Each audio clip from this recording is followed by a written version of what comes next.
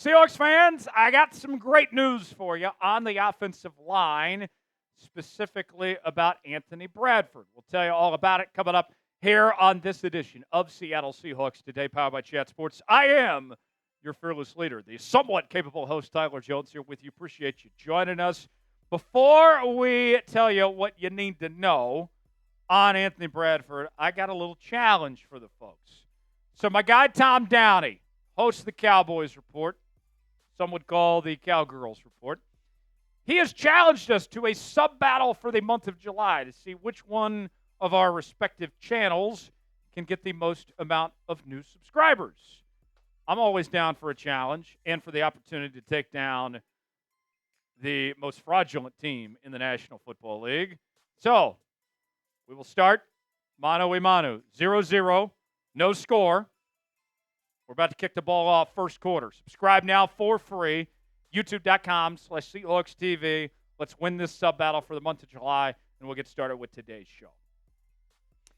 A new report from ESPN's Brady Henderson details how offensive guard Anthony Bradford is looking heading into Seahawks training camp.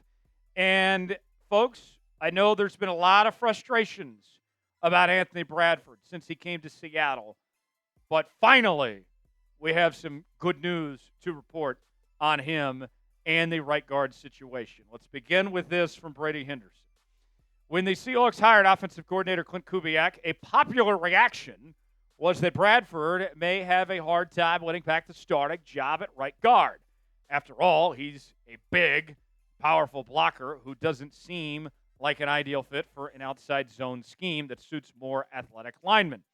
It's time to press pause on that notion after a trimmer-looking Bradford shared first-team reps with Christian Haynes during OTAs and minicamp.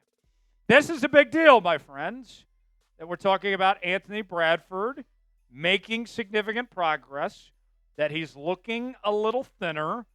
To me, that's all a very good thing. Now, we'll see what the end results are and how he looks when the season actually gets here, but at least this is a big step in the right direction. Bottom line, when it comes to the right guard situation for Seattle, someone needs to emerge and do a very good job. And when I look at the way things played out last year, I am of the belief that there's just no way in hell that all of these interior offensive linemen are bad. I think that they were poorly coached by Scott Huff and Ryan Grubb last season, and that they did not properly develop, that they did not have good training. And that was a big reason why they did not reach their full potential. There's just no reason that all these guys were awful last season. I don't care personally who starts, whether it's Anthony Bradford or Christian Haynes. I don't have a dog in this fight. All I want to see is the best man win. That somebody comes out of this and turns into a quality starter. If it's Anthony Bradford, great. If it's Christian Haynes, awesome. I don't care. Just somebody come along and get the job done. And if Anthony Bradford is putting the work in, and if he's shown improvement this offseason, that's a big step in the right direction for somebody to get this job done. Let's ask you, who should be the Seahawks starting right guard this season? It's our pinned comment today. You might get an ad break while the ad's playing. Get your votes in. Let us know what you think. Type AB for Anthony Bradford, CH for Christian Haynes. Let us know which way you're leaning towards. Now, so far, what we saw in the offseason program, in OTAs and in minicamp, Anthony Bradford and Christian Haynes split the first-team reps. And when you think about it, Bradford was banged up, missed some time last year, so he's back into the fold. That's a good thing. Christian Haynes, he got passed up on the depth chart by a guy that was drafted after him in Lumea, so that means he's showing progress here. To me, that's a good sign for both players, that they are trending in the right direction. And Anthony Bradford caught the eye of Mike McDonald a while back, too. McDonald saying this on Bradford. AB's done a great job this spring. His body comp has really improved, which speaks to his work ethic. I think he's made strides. It's time to go prove it consistently. He knows that, but he's right in the thick of it with the battle at right guard. McDonald went on to say that for Anthony Bradford, it's go time. And I could not agree more. It is put up or shut up time for Anthony Bradford to show what he's really made of. And to kind of get perspective, as far as Anthony Bradford goes, of getting slimmer and dropping weight and being a little more swole, looking like Big Tex or something here. Last year, he played at 323 pounds, which was a little on the heavy side of things. So I don't know what his exact weight is now, but the fact that he is a little slimmer, that means, in theory, he should be able to move around better. Also should equate to his body holding up better. Like, all those are good things. And believe me, as a former fat guy myself, I would know.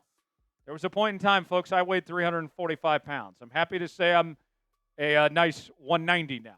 So, Anthony Bradford, I know for certain, you can believe me when I say this, life is a lot better when you drop a few lbs. And I think that's really good for Anthony Bradford, and hopefully he keeps it up and stays in that playing shape.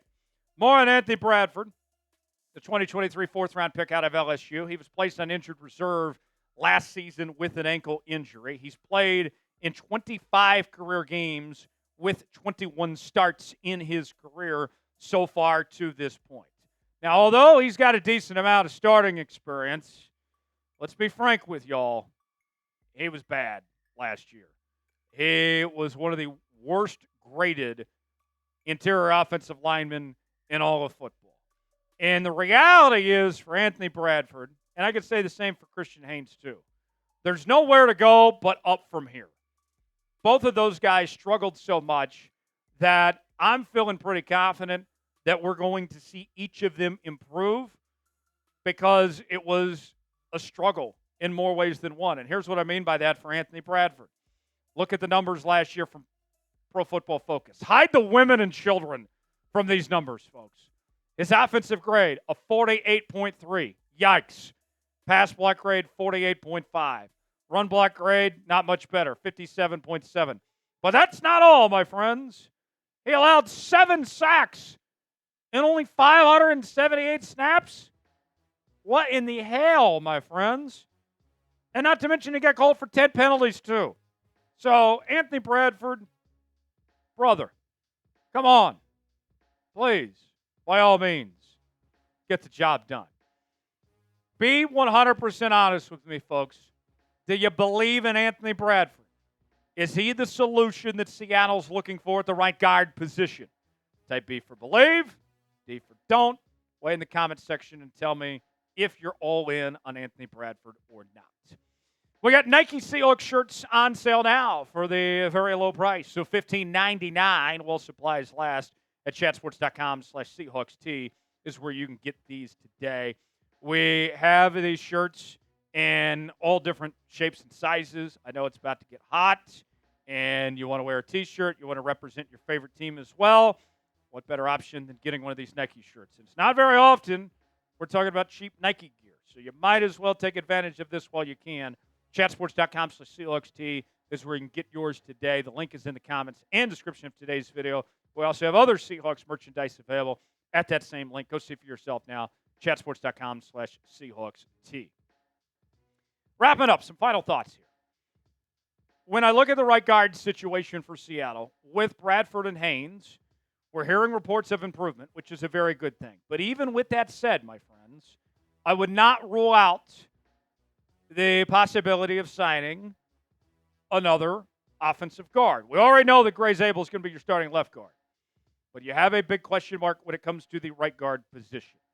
And I know that there's people that are probably hoping Seattle picks up the phone right here and right now and calls up a guy like Shaq Mason or Brendan Scherf or Dalton Reisner. But what I'm thinking, what is likely to happen, is that Mike McDonald, Klint Kubiak, and this staff, that they give Bradford and Haynes a fair shot in these live practices and these drills and training camp and in the preseason, see what they have, and if they don't like what they see, then they could make a phone call later and say, all right, now let's do something different because this is not working. They still have time, folks. I encourage you to stay patient with this situation. Here's what we're looking at for the offensive line for Seattle entering 2025. Charles Cross and Gray Zabel will handle the left side of things. Olu and Jalen Sundell are competing for the starting center role. I don't have any reason to think that Olu is not going to be your starting center at this point, but all indications are that Sundell's look pretty good. Bradford and Haynes, also Bryce Cable-Dew and Lumea competing there, and then Abraham Lucas. As long as he stays healthy, Abraham Lucas can be a quality right tackle for Seattle as far as that goes.